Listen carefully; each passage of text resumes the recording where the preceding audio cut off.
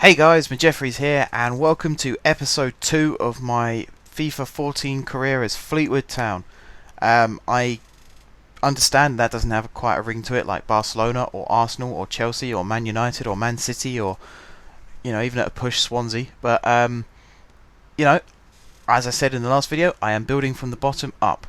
And we start with Youth Scouts. As you can see, I've signed a Youth Scout. I've gone for one of the most expensive ones available. The reason being, he's got 2 stars and 3 stars. I think it was 2-star experience and 3-star knowledge, or vice versa, whichever way it was. In my Barnet career, I did have a Youth Scout set up, but he only had 1 star of experience and knowledge. And the players he would bring in me, they really weren't very good. So I've gone for 2-star, 3-star, hoping that would bring me better quality players to bring through my youth system. Because as you can see here, I've started to go back to my over 30 transfer list policy.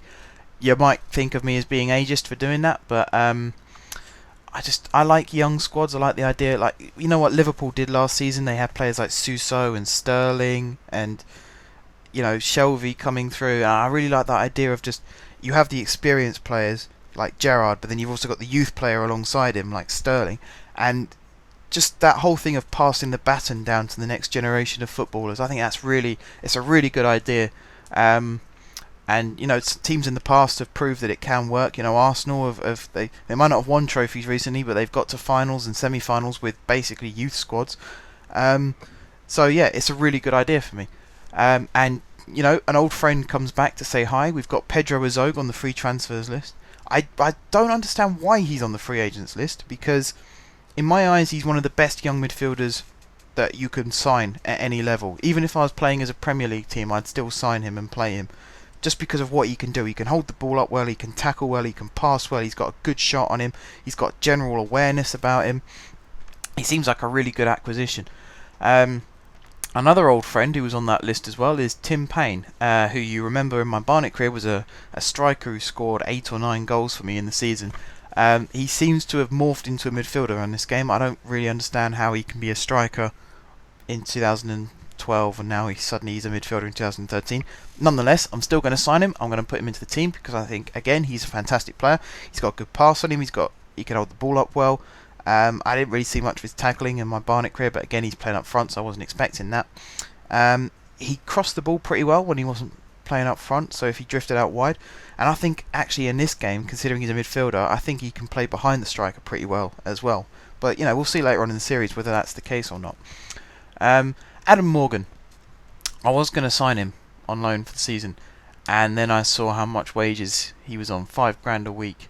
Is a 19-year-old worth £5 a week? No, in my opinion. Only Premier League teams pay that sort of wage to that sort of player. It's silly money, really. I don't get the point. Why would you play? I mean, 19. He's younger than me.